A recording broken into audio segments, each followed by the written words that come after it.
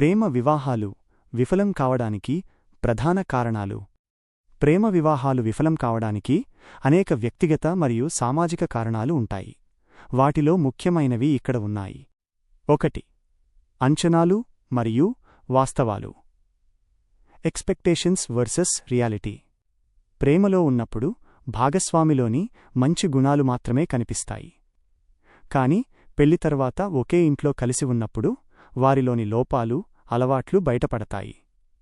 ఈ వాస్తవాన్ని అంగీకరించలేక చాలామంది ఇబ్బంది పడతారు.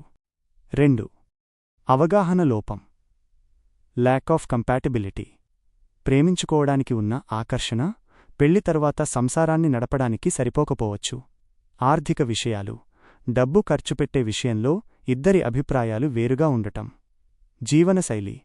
ఒకరి అలవాట్లు మరొకరితో సరిపోకపోవడం. 3. కుటుంబ ఒత్తిడి. Familial pressure. చాలా ప్రేమ వివాహాలు పెద్దల ఇష్టానికి వ్యతిరేకంగా జరుగుతాయి. పెళ్లి తర్వాత అత్తగారి వైపు నుండి లేదా పుట్టింటి నుండి మద్దతు లేకపోవడం వల్ల దంపతుల మధ్య మనస్పర్ధలు రావచ్చు. 4. అహం, ఈగో మరియు కమ్యూనికేషన్ గ్యాప్. చిన్న గొడవలు వచ్చినప్పుడు అహానికి పోయి ఒకరితో ఒకరు మాట్లాడుకోకపోవడం వల్ల దూరం పెరుగుతుంది.